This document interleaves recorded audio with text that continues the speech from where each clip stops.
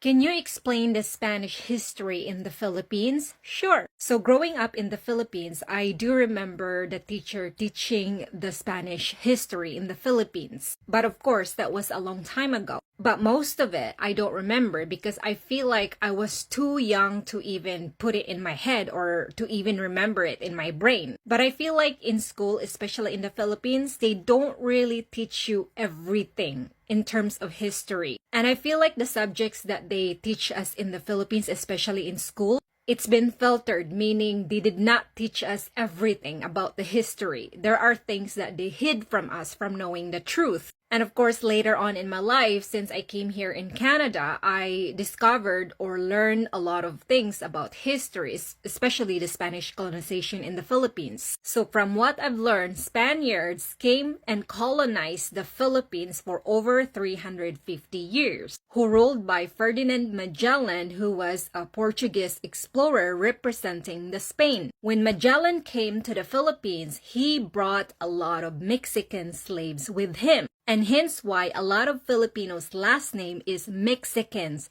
not Spaniards. And I know that this is an ugly truth that a lot of Filipino will never accept. And during the colonization of the Spaniards in the Philippines, Spaniards were not nice at all. Remember this, Filipinos, okay? They were not nice to Filipinos. They were torturing our Filipino ancestors. They were brutal to our Filipino ancestors. Now, I'm not sure what they called Filipinos then because obviously Spaniards named Philippines after King Philip. And that is why we called Philippines Philippines and we called Filipino Filipina as people. And as far as I know, the Philippines used to be called Archipelago before it became Philippines. Now, before the Spaniards came to Archipelago to rule and colonize the archipelago, the people in the archipelago used to have a different religion or different belief. There was no Catholic in the archipelago then. Spaniards or Europeans traveled all over the world, not just the Philippines, to colonize and steal lands from its people, and at the same time to oppress their religion and their belief, meaning they are forcing the people in archipelago to convert into Catholicism. Remember this, Filipinos. Remember this, kababayan.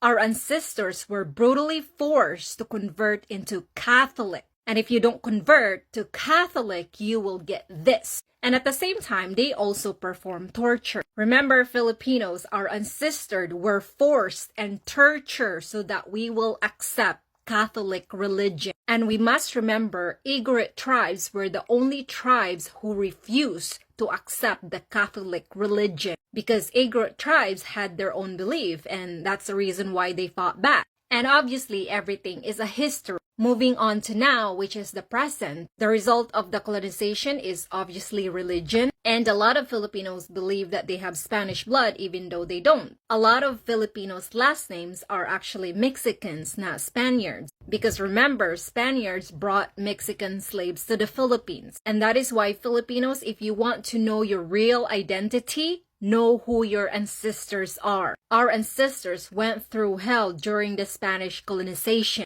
And if you want to get out from the belief system that you currently have, you can simply just start over and learn the history from the very beginning. Because I'll promise you, you'll thank me later. You might not like the result, but it's actually the truth. Forcing Catholic religion, I don't think so. You don't think so, or you just don't want to accept so because it might hurt you so. In the beginning of creation, there was no religion except one.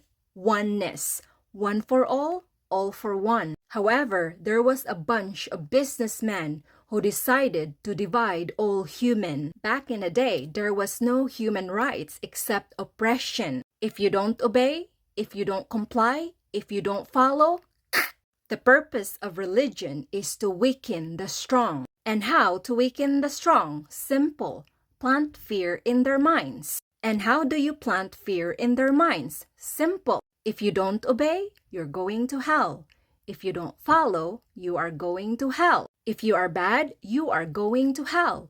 If you don't go to the church, you are going to hell. And if you don't read the Bibles, you are going to hell. You see, my friend, there is no such thing as hell. Hell was created to make you follow the rules and to make you obey. In a way, there is hell, but it only exists in the state of our mind. If you choose to live your life full of pain and suffering, full of drama, full of hate, full of gossip, full of fighting, full of violence, that is considered hell. God is not in the church. God is in our heart. It's within us. God gave us mind to think, and He gave us heart to listen. Unfortunately, most people do not think because they let other people think for them. And remember, my friend, God is everywhere. And most of all, God is not in the church.